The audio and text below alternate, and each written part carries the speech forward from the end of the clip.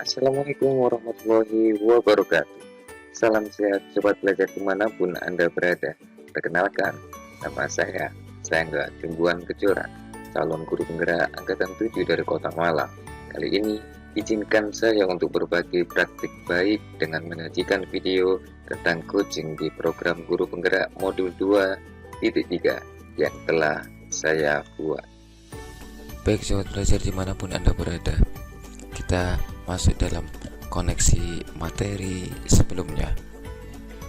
Setelah mempelajari materi akan pemahaman pembelajaran sosial dan emosional untuk memahami bagaimana kita berinteraksi dengan orang lain, maka di materi sekarang kita akan dibentuk menjadi coach yang dapat mendorong siapapun orang yang berinteraksi dengan kita akan dapat memunculkan kemampuan terbaiknya di atas permukaan yang mungkin selama ini belum nampak dan terlihat. Definisi coaching secara umum adalah coaching didefinisikan sebagai sebuah proses kolaborasi yang berfokus pada solusi, berorientasi pada hasil dan sistematis, di mana coach memfasilitasi peningkatan atas performa kerja, pengalaman hidup, pembelajaran diri dan pertumbuhan pribadi dari coachee, kata Grant. Sedangkan Whitmore mendefinisikan coaching sebagai kunci pembuka potensi seseorang untuk memaksimalkan kinerjanya. Coaching lebih pada membantu seseorang untuk belajar daripada mengajarinya. Kemudian kita masuk ke dalam konsep dasar arginitas coaching dalam pendidikan.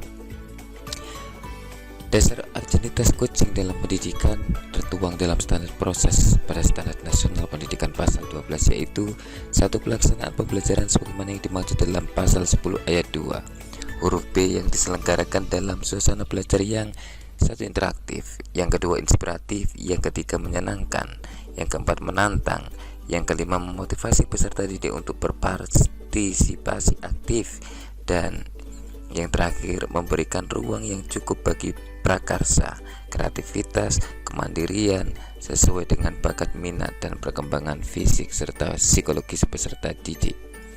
Yang kedua yaitu tertuang dalam Standar Nasional Pendidikan Pasal 20 ayat 2, yaitu kriteria minimal kompetensi pendidik sebagaimana dimaksud pada ayat 1, meliputi kompetensi pendidik yaitu pedagogik, kompetensi kepribadian, kompetensi sosial, dan kompetensi profesionalnya. Konsep coaching secara umum, kita seringkali salah mengartikan apakah ini coaching, apakah ini mentoring, apakah ini konseling. Maka disinilah kita akan belajar apa perbedaan konsep coaching dengan yang lain. Yang pertama, definisi mentoring. Mentoring diartikan sebagai suatu proses di mana seorang teman, guru, pelindung, dan pembimbing yang bijak dan penolong menggunakan pengalaman untuk membantu seseorang dalam mengatasi kesulitan dan mencegah bahaya. Sedangkan Zachary menjelaskan bahwa mentoring memindahkan pengetahuan tentang banyak hal, memfasilitasi perkembangan, mendorong pilihan yang bijak, dan membantu mentee untuk membuat perubahan. Yang kedua, definisi konseling. Gibson dan Michael menyatakan bahwa konseling adalah hubungan bantuan atas konselor dan klien yang difokuskan pada pertumbuhan pribadi untuk penyesuaian diri serta pemecahan masalah dan pengambilan keputusan. Sementara itu Roger dalam Hendrarno menyatakan bahwa konseling merupakan rangkaian kontak atau hubungan secara langsung dan individu yang tujuannya memberikan bantuan dalam merubah sikap dan tingkah lakunya. Kemudian kita masuk ke dalam definisi fasilitasi. Schwartz mendefinisikan fasilitasi sebagai suatu proses di mana seseorang dapat diterima oleh seluruh anggota kelompok secara substantif, berdiri netral dan tidak punya otoritas mengambil kebijakan, melakukan intervensi untuk membantu kelompok memperbaiki cara-cara mengidentifikasi dan menyelesaikan berbagai masalah serta membuat keputusan agar bisa meningkatkan efektivitas kelompok itu. Dan yang terakhir adalah definisi training. Training menurut No, Colin Beckett, dan White merupakan suatu usaha yang terencana untuk memfasilitasi pembelajaran tentang pekerjaan yang berkaitan dengan pengetahuan, keahlian, dan perilaku oleh para pegawai. Kemudian perbedaan coaching dengan yang lain. Yang pertama, coaching. Coaching adalah menuntut coach untuk menemukan ide baru atau cara untuk mengatasi tantangan yang dihadapi untuk mencapai tujuan yang dikehendaki. Kemudian mentoring. Mentoring membagikan pengetahuan, keterampilan, dan pengalamannya untuk membantu mentee mengembangkan dirinya. Yang ketiga, konseling. Konseling biasanya dilakukan ketika ada masalah, emosi, dan psikologis, fokus pada pembenahan masa lalu, dan kadang melibatkan terapi dan pendidikan remedial. Yang keempat, fasilitasi. Membantu memudahkan kelompoknya untuk mengidentifikasi dan memecahkan masalah dan membuat keputusan untuk meningkatkan efektivitas kelompok itu. Dan yang terakhir, training.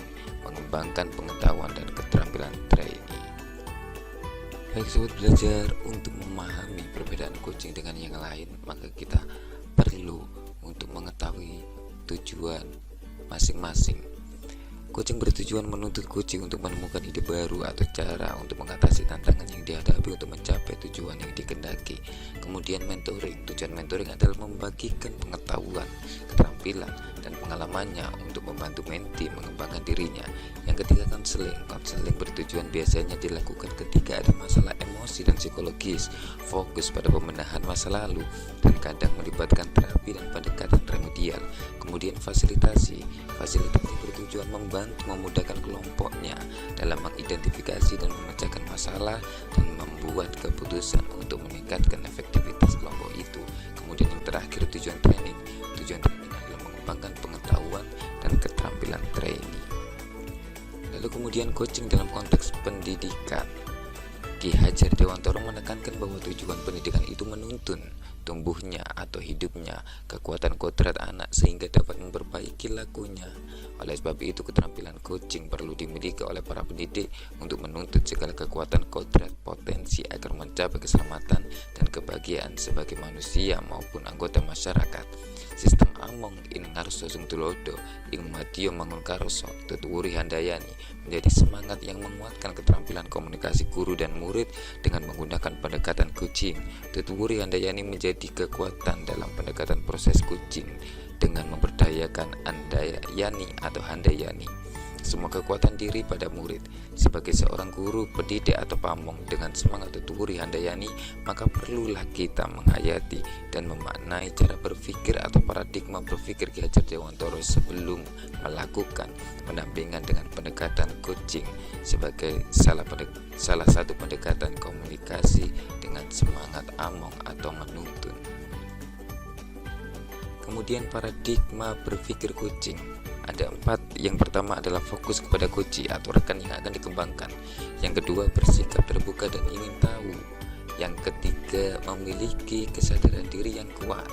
Yang keempat, mampu melihat peluang baru dan masa depan. Kemudian kita masuk dalam prinsip coaching. Prinsip coaching dikembangkan dari 3 kata atau frase kunci pada definisi coaching, yaitu 1. Kemitraan, yang kedua proses kreatif, dan yang ketiga adalah memaksimalkan potensi. Kemudian sobat belajar, dalam prinsip coaching pun dibagi menjadi 3. Yang pertama adalah adanya kehadiran penuh atau presence. Yang kedua adalah mendengarkan aktif, dan yang ketiga adalah mengajukan pertanyaan yang berbobot. Lalu sobat belajar, bagaimana cara mendengarkan aktif dengan metode rasa? Yang pertama adalah receive atau terima. Perhatikan pembicara, terima semua ucapan, dan dengarkan kata kunci. Lalu yang kedua adalah apresiatif atau mengapresiasi, memberi sinyal, mendengarkan, dan mengangguk atau kontak mata. Yang ketiga adalah S, summaris atau merangkum, yaitu kita harus merangkum dengan apa yang kita tangkap menggunakan kata kunci. Yang keempat adalah ask, yaitu tanya, mengajukan pertanyaan untuk memperdalam apa yang menjadi permasalahan dari kunci itu sendiri. Kemudian kita masuk dalam coaching dengan alur tirta. Alur tirta T yang pertama adalah tujuan umum. Tahap awal di mana kedua belah pihak, coach dan coach menyepakati tujuan pembicaraan yang akan berlangsung. Idealnya tujuan ini datang dari coach. Yang kedua, identifikasi. Coach melakukan penggalian dan pemetaan situasi yang sedang dibicarakan dan menghubungkan dengan fakta-fakta yang ada pada saat sesi berlangsung. Kemudian R yang ketiga yaitu pengembangan ide atau alternatif solusi untuk rencana yang akan dibuat. Yang keempat yaitu TA yaitu tanggung jawab, membuat komitmen atas hasil yang dicapai dan untuk langkah berikutnya. Kemudian 4 model percakapan Tirta. 1. Percakapan untuk perencanaan. Di tahap ini tidak perlu menggali secara detail, dapat informasi yang cukup spesifik tapi tidak terlalu detail karena akan lebih digali saat berefleksi atau kalibrasi. Yang kedua, percakapan untuk refleksi. Percakapan ini dilakukan setelah coach selesai beraktivitas, menyelesaikan tantangan atau menyelesaikan suatu tugas.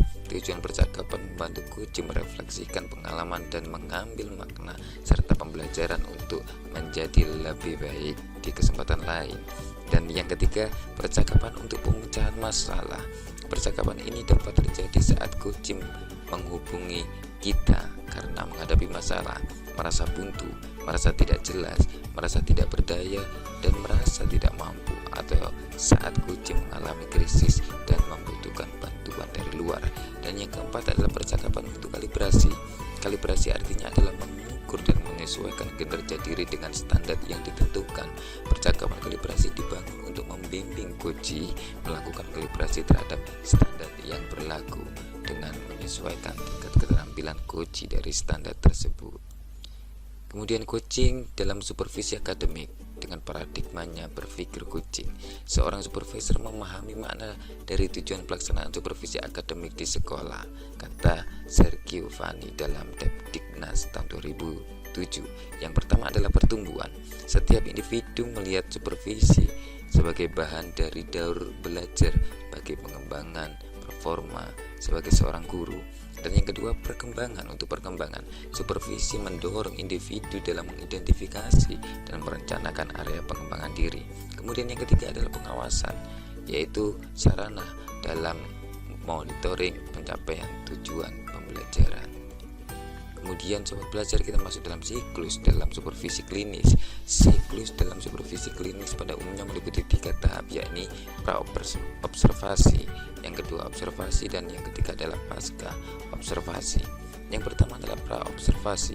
Pertemuan pra-observasi ini merupakan percakapan yang membangun hubungan antara guru dan supervisor sebagai mitra dalam pengembangan kompetensi diri.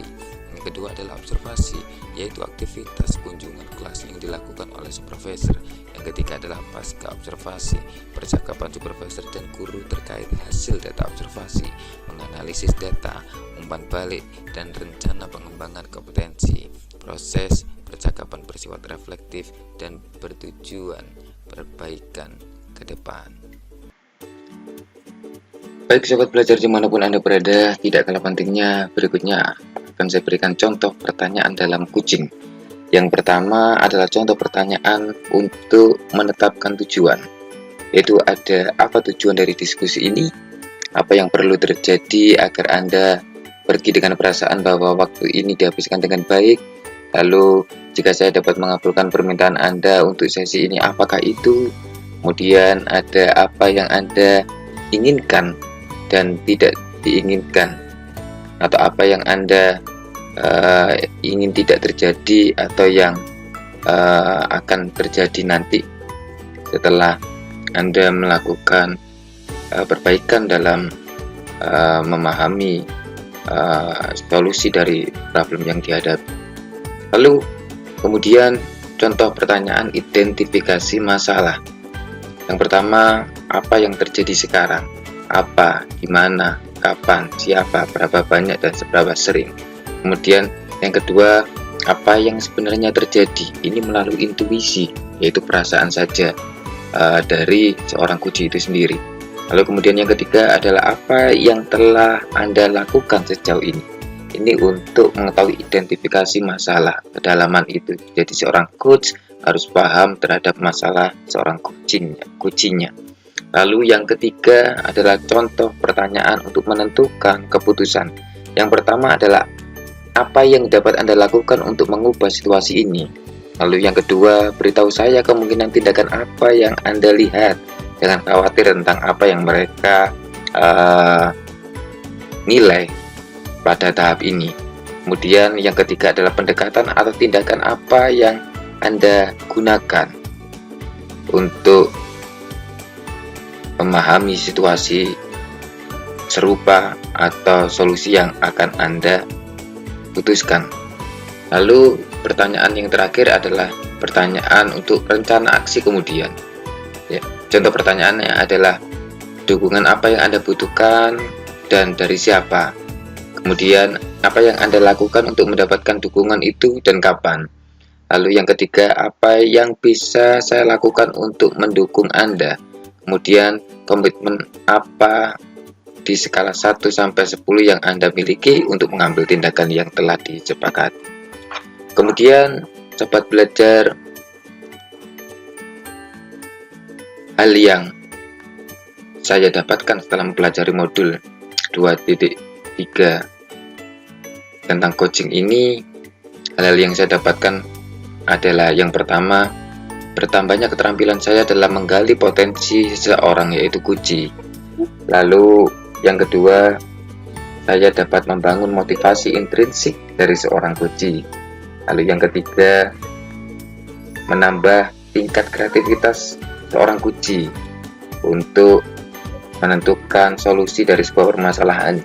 Lalu yang keempat, saya dapat melatih seorang kunci untuk menemukan solusi dari permasalahannya sendiri, karena yang jelas seorang kunci lah yang paham tentang kekurangan dan kelebihan dirinya sendiri dalam menghadapi sebuah permasalahannya. Dan yang terakhir adalah saya dapat melahirkan komitmen dari seorang kunci terhadap tanggung jawabnya. Ini juga tidak kalah pentingnya untuk kita pelajari di sini. Kemudian kendala dan tantangan. Kendala dan tantangan yang saya hadapi saat coaching di tempat saya bekerja adalah yang pertama, budaya solusi instan. Banyak sekali kolega-kolega atau teman sejawat saya yang datang hanya untuk meminta solusi secara instan, tidak datang dari dalam dirinya, tidak mau mengidentifikasi apa yang sedang terjadi dan sampai mana kemampuannya. Ini yang saya hadapi kendalanya. Kemudian yang kedua, kendala ketidakpercayaan satu sama lainnya antara teman sejawat satu dengan teman sejawat yang lainnya. Lalu kemudian yang ketiga, budaya kompetisi yang masih kental di lembaga kami. Nah, ini yang menjadi kendala dan tantangan terbesar juga. Kemudian yang keempat, budaya tidak empati dan simpati antar teman sejawat. Ini juga masih kentara sekali. Yang kelima, budaya mengerjakan sendiri-sendiri tanpa adanya kolaboratif. Ini juga masih sangat tinggi nilainya di tempat kami dan masih membudaya. Dan kemudian yang terakhir, yang tidak kalah pentingnya menjadi sebuah tantangan yang besar bagi saya untuk menerapkan coaching ini adalah budaya arogansi organisasi yang masih ada di setiap subdivisi organisasi kami di sekolah. Baik, itu tadi sobat belajar koneksi antar materi dari saya. Selamat mencoba dan selamat membangun budaya positif dari coaching. Pergerakan Anda sebagai guru selalu dibutuhkan untuk kemajuan pendidikan di Indonesia ke arah yang lebih baik. Thank you for watching. Saya Sangga Jumban Kejora. Salam guru penggerak, bergerak, tergerak, menggerakkan. Assalamualaikum warahmatullahi wabarakatuh.